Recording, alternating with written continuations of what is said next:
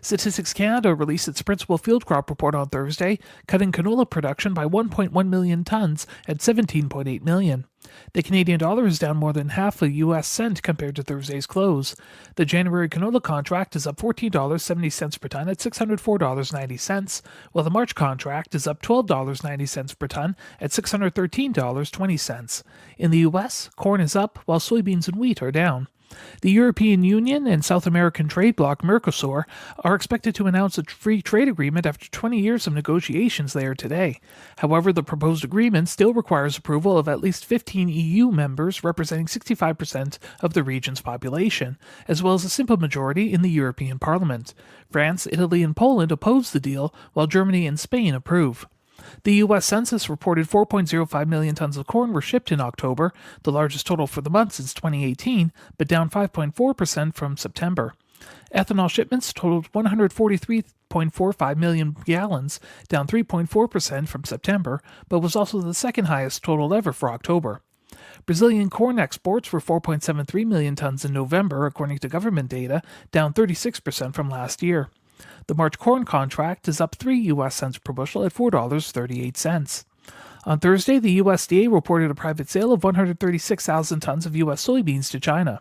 In total, 9.43 million tons of soybeans were shipped from the U.S. in October, according to the USDA, above totals from September and last year. Brazilian soybean exports were 2.55 million tons in November, down 51% from last year. The trade expects the USDA to raise Brazilian soybean production by 300,000 tons at 169.3 million in its monthly supply-demand report next week. The July soybean contract is down 4 U.S. cents per bushel at $9.90. The U.S. wheat shipments in October totaled 1.42 million tons in October, down 42% from September but up 37.8% from last year, and a 4-year high for the month. Russia increased its wheat export duty by 32% at approximately $49.28 U.S. per ton in an effort to curb exports. The tax has risen 437% since mid-September. France's wheat crop conditions declined 1 point at 86% good to excellent. The March Chicago wheat contract is down 3 U.S. cents per bushel at $5.55. The March Kansas City hard red wheat contract is down 2 U.S. cents per bushel at $5.51. The March Minneapolis spring wheat contract is down 4 U.S. cents per bushel at $5.95. That's a look at the ICE futures in U.S. markets for Friday, December 6th. In Winnipeg from MarketsFarm.com, I'm Adam Pelashati. With all that snow out there, you're going to need Butler Farm equipment. Stop in and check out their lineup of snow removal equipment, including walking behind snow blowers for tractors, snow buckets, sand spreaders, snow blades, plus snow wings for tractors and skid steers. Tackle snow days with ease with help from Butler Farm Equipment. Decades of delivering great service in the Peace region. See them on 107th Street in Fort St. John or visit them online at butlerfarmequipment.ca. The opinions expressed on this show do not represent those of the station. If you've missed any of the shows, you can follow the podcast at energeticcity.ca. Welcome to This Week in the Peace, a show dedicated to the people, events, and news of BC's Peace region. Here's your hosts, Dub Craig and Steve Berard. Good morning, I'm Dub Craig. Steve Berard has the show off once again. Now today, we've got a wonderful event happening tonight in Fort St. John over at Peace Gallery North. The Fort St. John Country... I apologize. I've got it in front of me here. The Fort St. John Country Quilters Guild is starting their show called The Art of Quilting with a little gala opening tonight, and it's going to be on throughout the month. So to talk a bit about that and also just the gallery in general, I've got two guests today. You could say hello to Carol King of the Fort St. John Country Quilters Guild. Good morning to you. Hi. And you could also say good morning to Anthony Kahn, the curator of Peace Gallery North. Good morning to you as well. Good morning. Thank you both for being here today. I appreciate it. Let's start with you, Anthony, if you don't mind, because you kind of took over this job 5-6 months ago or so. Tell us a bit about your journey, first off, to becoming the curator of Peace Gallery North. Well, I've been into art for quite a bit. So I've done many art myself, and applying for the position, I think that would be ideal for me. Mm-hmm. And being granted that position, I was overwhelmed by how much art we have in the community, how much talented or how many talented people that we have in Fort St. John. And I told my friends, I said, I have been selected to be the creator here in Fort St. John. And I said, this is a moving stone for me because I'll be part of the community, know more of the community, and help the community with their art. And meeting all the artists on a one-on-one basis and getting to know them better, just like Carol King. It is amazing journey and continue to do amazing job for the community and the artists. And right now I'm trying to get more of Fort St. John, the community, to be aware that that the gallery is free admission, right? You can come into the gallery, you don't have to pay.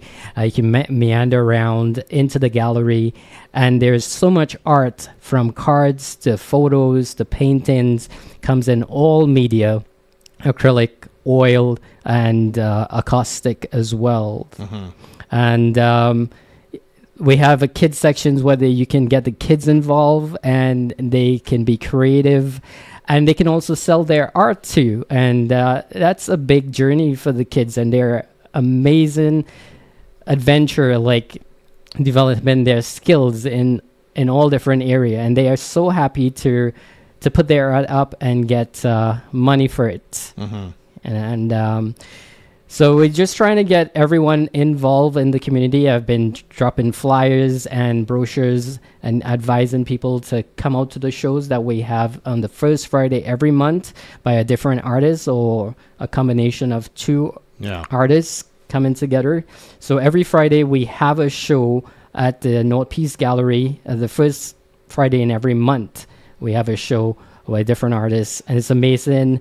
Some artists also give you keepsakes. So Donna Bozart in September, she made little keepsakes, little ceramic hearts for her guests, and everyone was, thrilled to have those keepsakes. And then we just had Mary Paslow and Sandy Trout with their show, Portals on Windows, and they made bookmarks from their art, and that was the keepsake. So amazing. So there's always something that someone can receive from these art shows, but not only buying art, but they can receive little tokens for themselves that they can go a long way.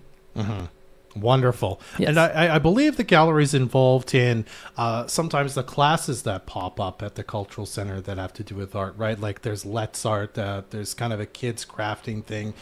You guys kind of help out with that too, right? Yeah, so some of the artists, they have classes every month. They can come and purchase tickets at the ticket booth.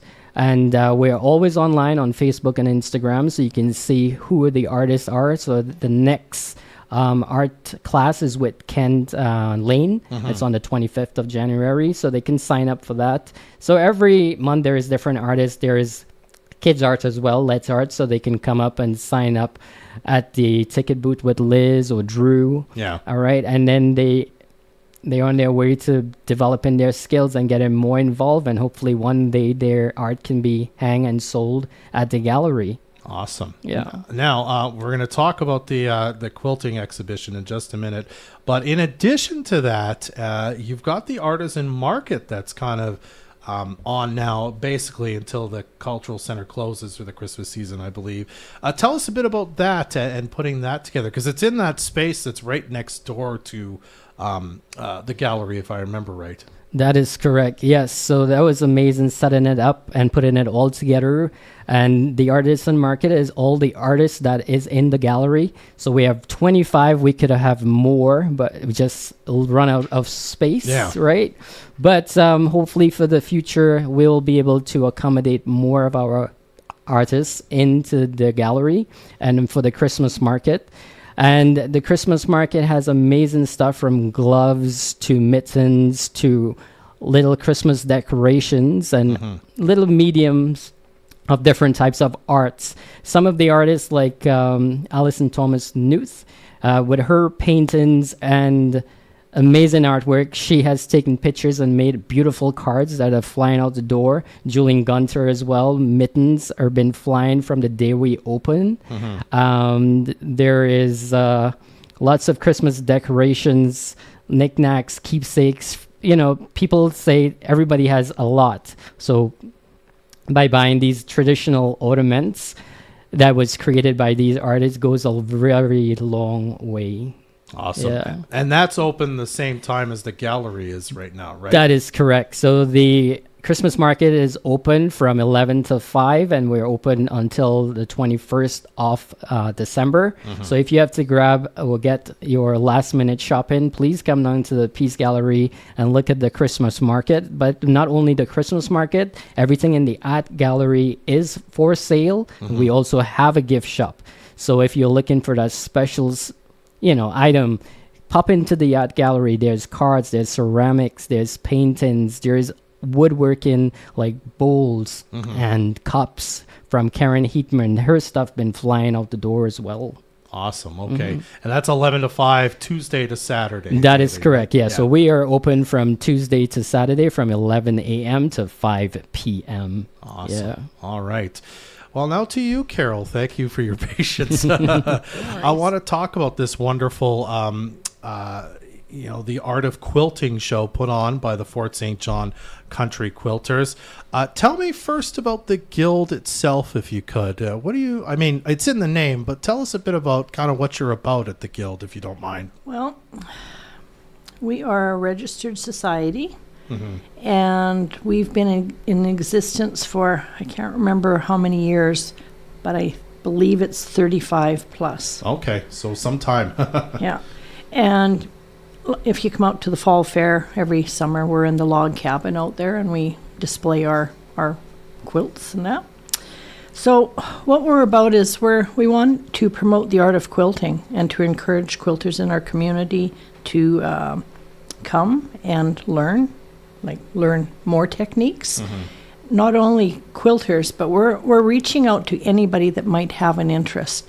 And a few years ago, we had a little pilot project going, and we had some teenagers come. It was fantastic.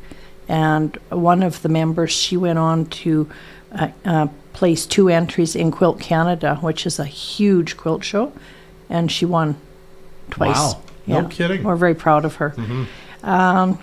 Our group contributes to our community by making handmade quilts, and we donate them to various groups or nonprofit groups in the community.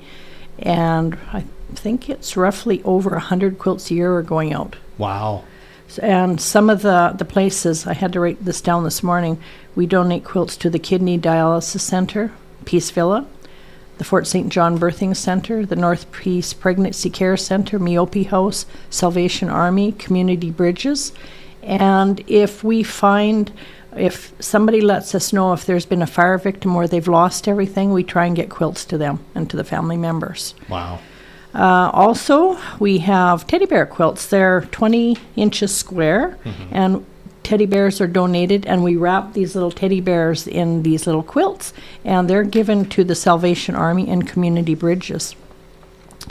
Our group periodically engages in fundraising to kind of offset our costs. Like, we're a nonprofit. Sure. We're a society, but we're not in it for money. Yeah.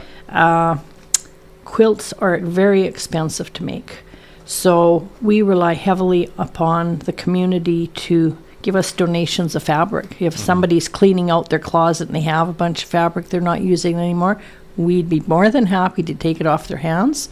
We've had some people that have lost family members that have either been sewing or quilting, and they don't know what to do with the fabric, so they connect with us and we put it to good use. So we're just kind of reaching out there in the community and letting people know, if you want to give us fabric, we'll take it. Amazing. Carol, I don't know if you know this, but offhand, what's kind of an average quilt cost to make? Just so people understand just what's being donated and made here. Would you guess if you've got one? Because it'd be the fabric and, of course, what's inside. Well, when you make your quilt, you have your quilt top, you have your batting and your backing, and if it's hand tied, it's the costs are a little bit less, but now we're finding a lot more organizations are asking us to have them machine quilted. So and we have people that volunteer to do the quilting, because it would be very expensive to send it out to have it quilted. So I have one quilt that it cost me $600 just in materials. Wow. I was not expecting you to say that much. That's incredible. So these quilts that are going out, Yeah. I just want people to understand that these are not cheap. Yeah. And if we had to buy everything, we couldn't do it. And that's why we're relying on the community to help us out in that way. Absolutely. But they're a work of art. Well, and I was also just want to also point out that's not including the time and labor No. that everyone's putting in No. assembling the quilt. So, wow, what a labor of love it is to donate those, and I'm sure to receive one, especially in a time of need, as you say, in sort of the instances when you do donate them. Eh? Well, I had a conversation with one lady that's involved with one of the organizations here, and one of the people that were, I believe it was Miope House, said that it was so nice to go into their bedroom and have a beautiful handmade quilt, bright, cheery, you know. And we don't know the circumstances of who these quilts are going to, and I think we're just reaching out and letting them know that we care about them. Absolutely. All right. Well, we're actually going to take a quick commercial break here. We're going to talk more about the FSJ Country Quilters Guild and what they do, and of course this exhibition coming up at the Peace Gallery North right after this on This Week in the Peace. Do you have something positive you'd like to share with the community? We here at Moose FM want to share it every weekday with FS Joy, brought to you by Frontier Law. Whether you're fundraising for the SPCA or saw someone doing a good deed in the community, we want to hear from you. Email us at reception@moosefm.ca and we'll share your story right after 7:30. And our Facebook pages. FS Joy is brought to you by Frontier Law. If you're the type to leave all your shopping till December, you'll be happy to hear Totem Mall has extended hours throughout the month. They'll even be open from 9:30 to 4 on Christmas Eve for those really last-minute shoppers. While at the mall, enter the holiday giveaway before the 18th to win a Lego Home Alone set valued at $379.99. And if you're able, consider donating a new unwrapped toy for the Fill the Sleigh toy drive in support of the Salvation Army. For full details and hours, visit totemmall.ca. With the hustle and bustle of the holiday season, everyone at SLB hopes you're able to slow down, enjoy the magic of the season, and spend quality time with those you love. Merry Christmas from SLB, a global technology company committed to providing technologies and services that enhance and optimize their customers' performance while rapidly decarbonizing for a sustainable future. To learn more about everything they do for the community and the planet, visit slb.com. Hey, you. Me? Yeah, you. What are you doing? You don't belong here. I know. I think I'm lost. Well, there's no way out, sister. You're stuck in here with trash like us now. Don't throw your recyclables where they don't belong. Bring them to FSJ Return It. Cans, plastic bottles, milk jugs, juice cartons, none of them belong in the trash. Recycle them today at FSJ Return It. Open 6 days a week on 93rd Avenue in Fort St. John. As we all know, grief is harder around the holidays. At Hamry's Funeral Chapel, they like to help you with their Surviving the Holidays Grief Workshop, Friday, December 13th at 4 p.m. Meet with others experiencing grief, hear stories, share your experience, and learn tips on how to incorporate your loss into your holiday traditions. This event is free, but registration is required. The Surviving the Holidays Grief Workshop at Hamry's Funeral Chapel, Friday, December 13th at 4 p.m. Visit hamrysfuneral.com. When we say there's always something going on in the energetic city, we mean it. The staff at the City of Fort St. John's Recreation Department always have a variety of exciting programs and events planned all year long. Swims and skates, camps and contests. You can find something happening throughout the city at the Pomeroy Sports Center, the North Peace Leisure Pool, Centennial Park, or the Cultural Center. For more, visit the City of Fort St. John Recreation page on Facebook or fortstjohn.ca. Moose Country weather. Today, mainly cloudy sky with a 30% chance of showers this afternoon. fairly windy, southwest 30 gusting to 60. Temperature will stand pat at about 6 degrees through the day. Partly cloudy sky tonight, low to -5. Tomorrow, mainly cloudy, risk of freezing rain late in the morning and early afternoon. 70% chance of flurries in the afternoon. We'll see a high of -1. And then Sunday, sunny and -3. You can watch this show live on Facebook. Catch the replays at energeticcity.ca or be part of the show by texting your thoughts to the Fort City Chrysler line at 250-787-2222. Welcome back to the show. I'm Dub Craig. I'm joined by Carol King and Anthony Kahn. Carol's with the FSJ Country Quilters, and Anthony is the curator of Peace Gallery North. Carol, I want to talk now about just a bit on your journey of quilting. How long have you been a part of the Guild? How long have you been into making quilts, even? I've been with the Guild, I can't even remember, maybe 8 years. Okay. But I started quilting many years ago, just kind of little projects. Wasn't into it. And then a number of years ago, this couple that we knew were getting married, and I decided I wanted to make them something special. So I jumped right in, and I talked to some people, and they kind of helped me. And it's like, wow, I really like this. And I've been quilting ever since. And then when I started with the Guild, you just learn more and you're more inspired, you're more challenged. And I've just been quilting up a storm, and my house is full of quilts. And I have lots of family that have quilts and lots of friends that have quilts. Yeah. And I imagine this depends on the quilt and who's making it and whatnot. But again, an average time, how long would you say? Like, I'm assuming hours and days and weeks sometimes, depending on how much time you put into it to make a quilt, eh? That all depends upon the quilt, you know, the size of the quilt. I have one in the gallery that's going to be in the exhibit. I was at it for 15 years. Wow. Wow. It was something that I couldn't do every day because it was all hand work. Some quilts... you were making the kind of depending on the quilt, like each section of it by hand, and then made it incredible. I was a little bit more enthusiastic when I jumped in, and it's like, what have I done? By the end, you're like, well, I'm glad I finished that project. When we start quilting, I don't think we really sit down and think how long it takes. Like, we just do it. But I've started trying to track when I make a project, and you can get 40 hours into it. Oh, wow. There you go. And I mean, I know it's not the same at all, but I think of my mom when I was growing up. You know, she crocheted me several blankets as a kid, and she could do that kind of while watching TV and stuff. Can you multitask in the same way while quilting, or do you have to sit down, at your sewing machine or whatever in your craft room, and you have to do it that way? With me, I have my sewing room. Yeah. And I go there, and I just shut the door, and that's my time. And I like the quiet, and I just like to be creative, and been thinking about bringing a TV in there, but I like to focus on my quilting. Yeah. So I don't want to make mistakes. It's tedious if you have to pick something out and resew it. Sure. You want to do it once, not twice. All right.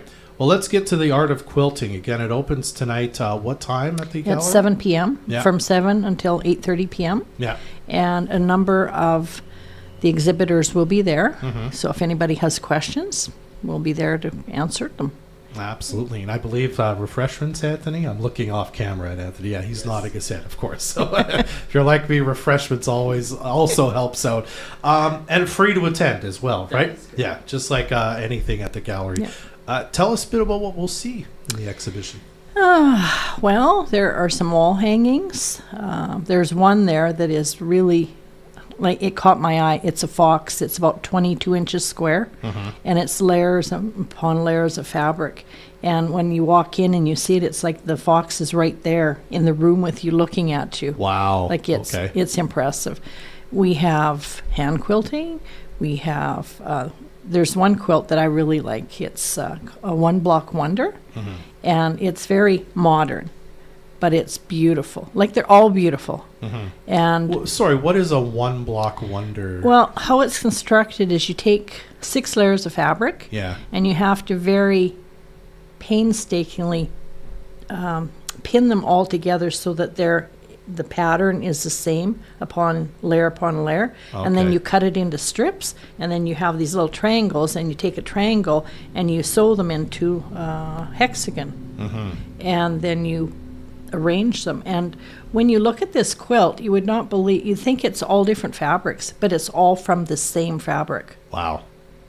It's amazing. Wow. I've started one of those, and it's probably another 15-year project. I see you're past the enthusiasm stage on that one too, eh?